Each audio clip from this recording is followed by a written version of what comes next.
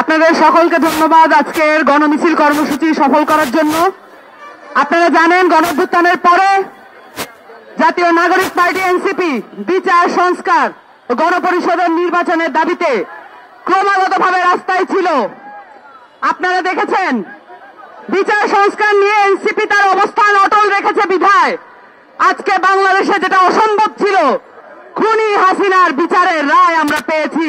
আমাদের চোখের সামনে আমরা দেখেছি আমাদের কত বোনের লাশ পড়েছে, কত ভাইয়ের লাশ পড়েছে, কত ভাই বোনকে গুম করা হয়েছে। এগুলো বিচার আমাদেরকে আদায় করতেই হবে। এবং আপনারা এও জানেন বাংলাদেশে আওয়ামী লীগকে আবার প্রাসঙ্গিক করার একটা হীন প্রচেষ্টা হচ্ছে।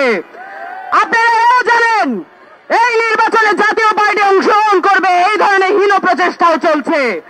পরিষ্কার করে বলে দিতে চাই, বাংলাদেশে আওয়ামী লীগ এবং জাতীয় পার্টি এবং 14 দল যারা ফ্যাসিজমের সাথে কমপ্লায়েন্স ছিল তাদের কোন জায়গা হবে না বাংলাদেশে।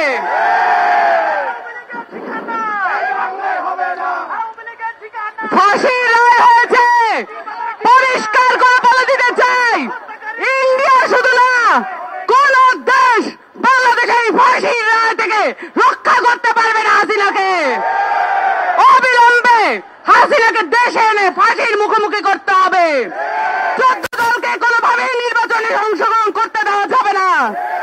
সুষ্ঠু নির্বাচনে বাধাগ্রস্ত করার জন্য নির্বাচন কমিশনকে কোনোভাবে পরিচালিত করা যাবে না।